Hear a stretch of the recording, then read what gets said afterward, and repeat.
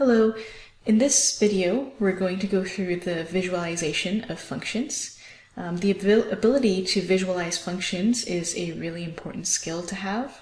After all, a picture is worth 1,000 words. Specifically in mathematics, quickly visualizing something can help you save a lot of time and allow you to recognize different patterns. For E&M, we will be using graphs to visualize how the field amplitudes are going to vary in space. That means we need to familiarize ourselves with simple functions so that we can graph them quickly. Not only that, we want to be able to present graphs that are easy to read instead of complicated ones, and be able to label important points within it. So we're going to start off with a quick recap of some basic shapes of functions.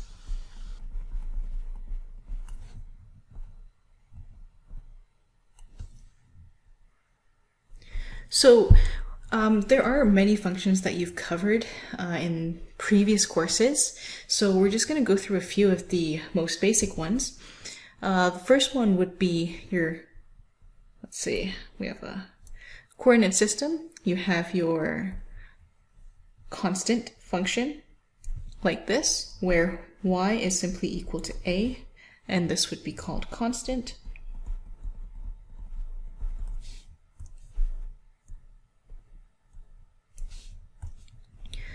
We have our linear function, so that would just be anything that looks like this, a straight line. We have y equals x, so this would be called linear.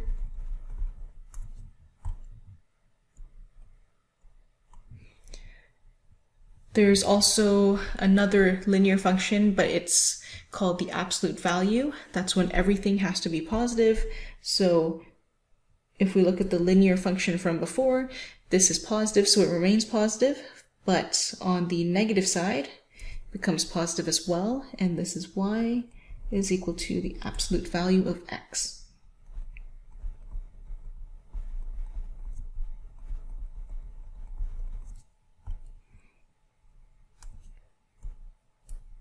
Next, we have another famous equation. The parabola, or y equals x squared, a quadratic function. So it looks like this. We have y equals to x squared. Should probably look like a 2. And this is quadratic. Okay, so we've got 4 down. There's still quite a few to go.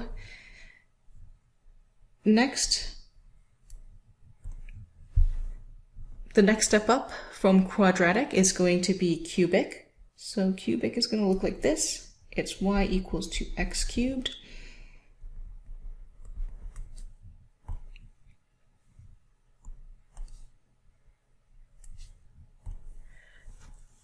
You can have quartic functions as well, but we're not going to go there. Let's just go to another popular one, the square root function, which looks like this. And it's y equals to the square root of x.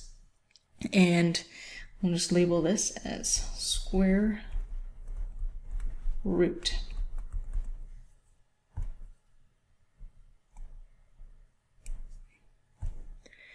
We also have exponential functions. You're probably very familiar with that as well. Exponential functions look like this, and they have the format y equals a to the power of x.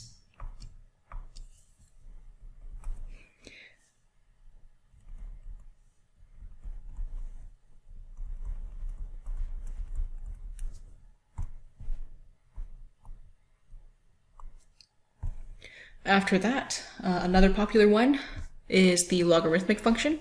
So we have something that looks like this, and y is equal to log base a of x.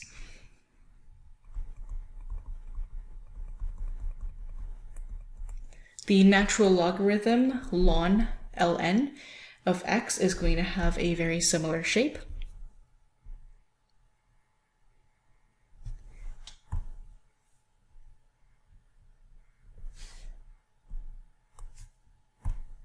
So we've covered 8 so far. There's still quite a few more to go. We have what's called reciprocal functions. So a reciprocal function is y equals 1 over x, And it's going to look something like this.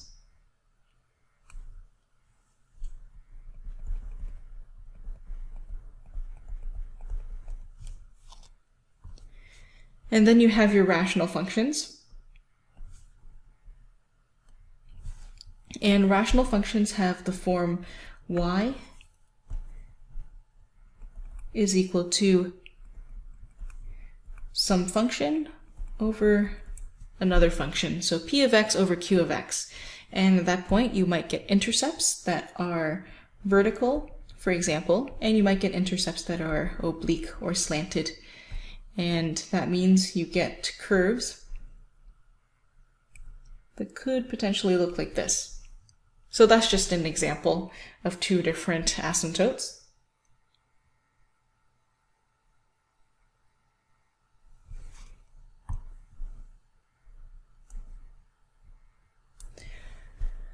Okay, moving on. It seems like we've covered most of the basic families of functions, but we do have all the trig functions to cover.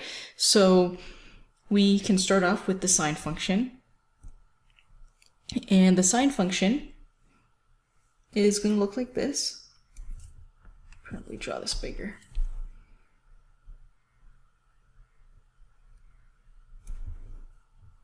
They should really have the same amplitude, but it's okay. We have our x and y. We know that this is negative 2 pi. This is 2 pi, and this is 0, where these would be negative pi and pi. And so this is y is equal to sine of x. Oops, I forgot to name this. This is called a rational function, and this would be our sine function.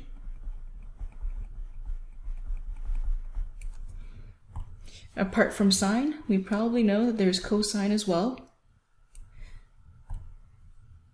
And with cosine, it just looks like this, where this is negative 2 pi and this is 2 pi. And we have our peaks over here at negative pi and pi. So this is y equals to cosine of x, and we can label it.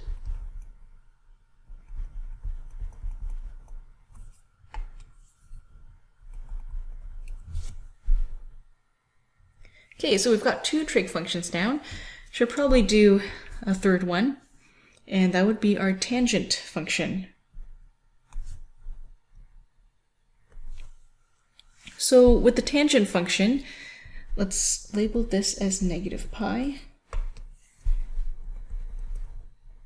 and negative 2 pi, pi, and 2 pi. The tangent function is going to have asymptotes, vertical asymptotes at specific x values.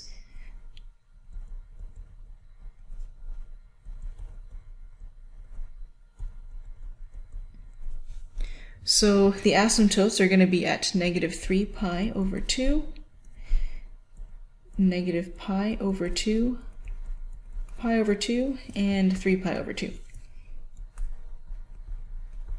Keep in mind, these are all the trig functions are periodic, so the patterns are just going to repeat on and on forever. So for the tangent function, we have a curve that looks like this. And so y is equal to the tangent of x, and this is the tangent function. So overall, there are quite a bit of shapes to different functions that you should be familiar with from your previous courses, and it's really important that you'll be able to glean important information from these graphs. So don't worry, you'll get ample practice, but just be prepared to see these shapes throughout this course. Moving on, we're going to take a linear graph as an example.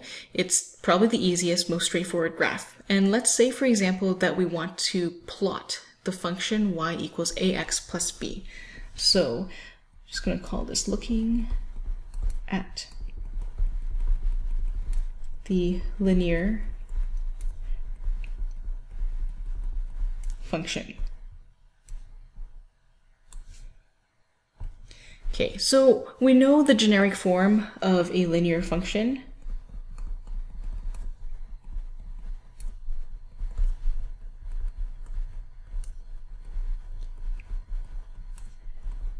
Is y equals to mx plus b, or ax plus b, where a and b are constants. So keep in mind that y is actually a function of x. So we can rewrite this as y of x is equal to ax plus b. So this means that x is the independent variable and y is your dependent variable.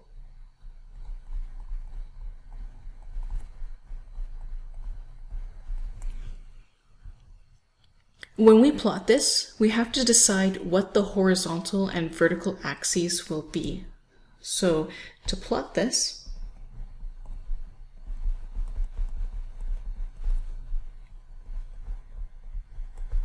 we have a vertical axis and we also have a horizontal axis.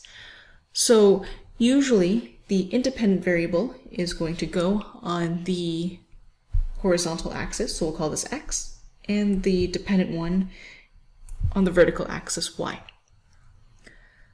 So now we have a coordinate system that looks like this, and we know that there's going to be a linear function too, and let's just say it goes like this. So this is y equals to ax plus b, or simply y of x. But apart from being able to recognize this as a linear function, we should be able to label the important points, such as intercepts. So we have this point and this point that we have to worry about. This is called the y-intercept, and this is called the x-intercept. So with the y-intercept, we know that x is 0 because this point is at x equals 0. So when x is equal to 0, that means for our function we have y of 0 is equal to a of 0 plus b. So y is equal to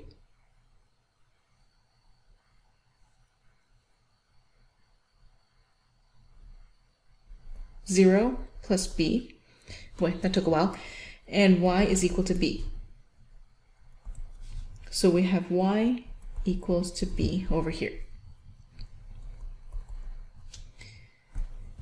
Now we have the x-intercept,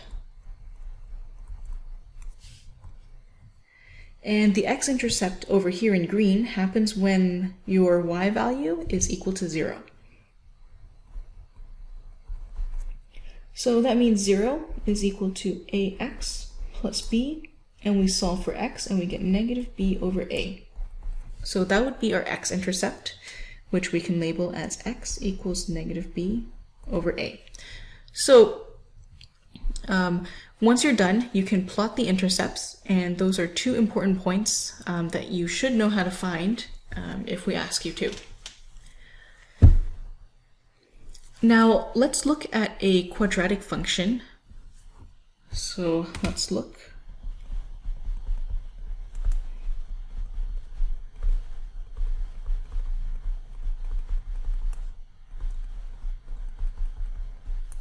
at a quadratic function.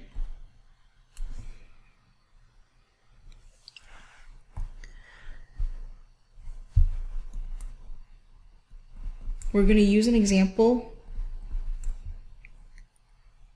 function ZH is equal to RH squared.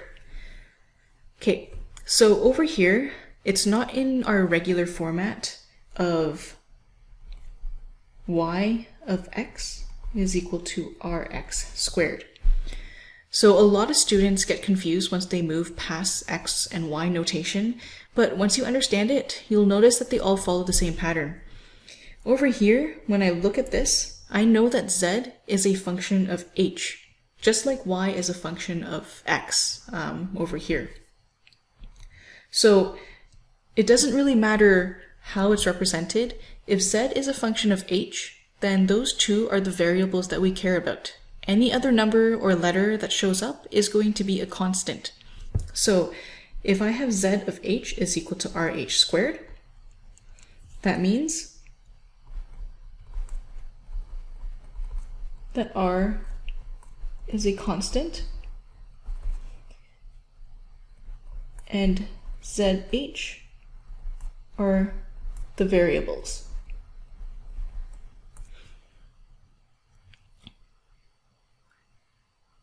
So because of this, we should have h going on the horizontal axis because it's the independent variable, and z on the vertical axis. So when we're graphing this,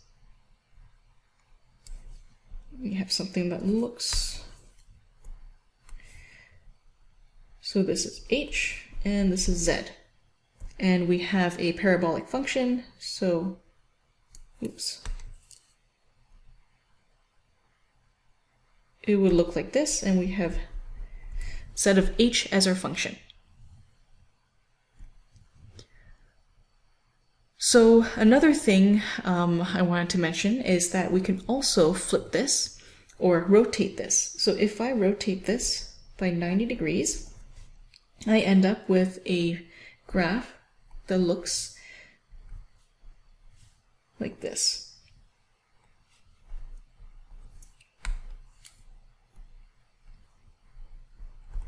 Right? And that means our parabola is going to look like this, and this is still the same function.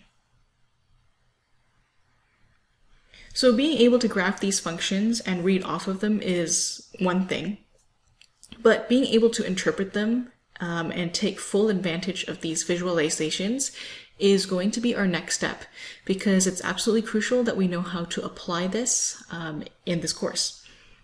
So let's say we had to integrate the sine function from negative to positive pi. So we're going to move on to an example.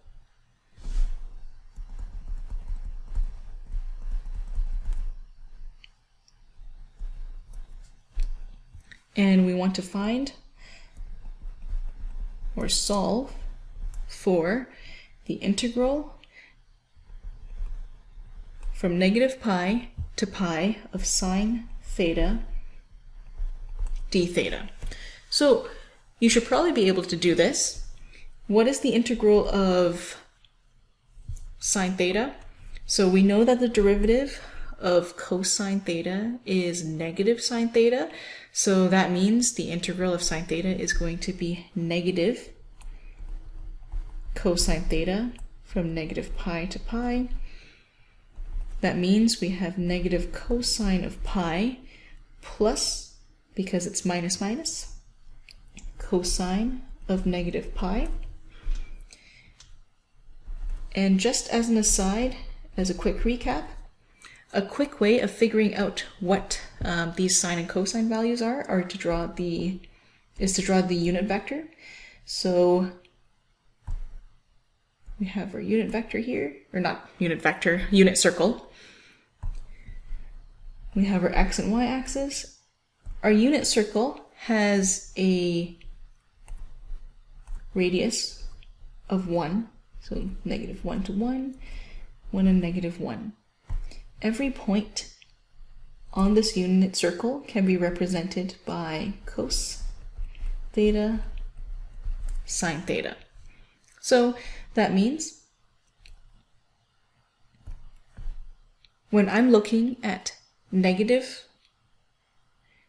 cosine of pi, then I know that here we have pi being what, 90 or 180 degrees.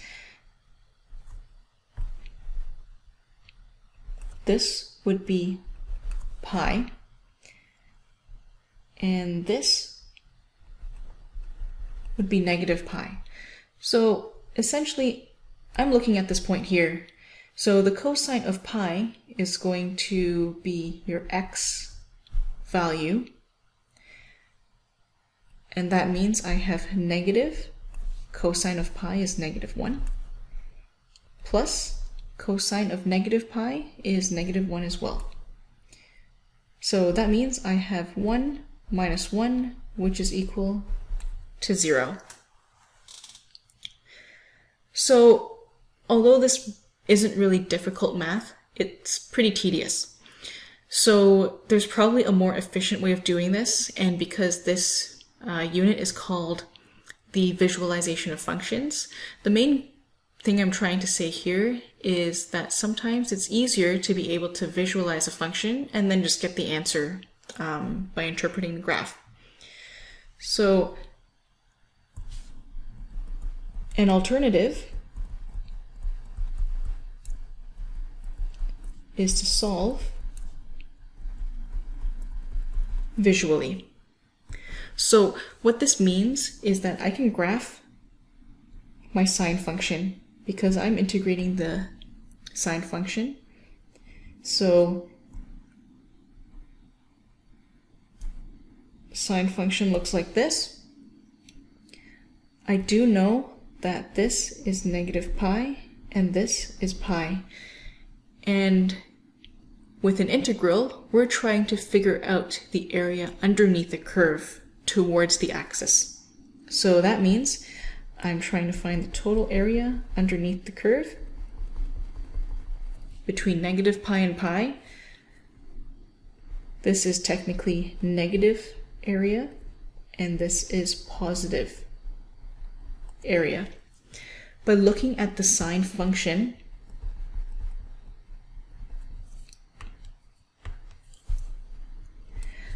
it seems to me that it's symmetrical, which it is, and that means the negative area on the left side of the y-axis is going to have the same amount or magnitude as the positive area on the right side of the z-axis, of the y-axis.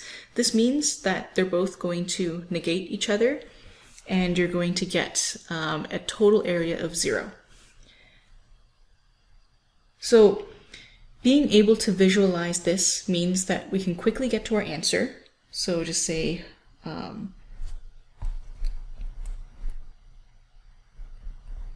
we have the same amount of negative and positive area, and therefore the integral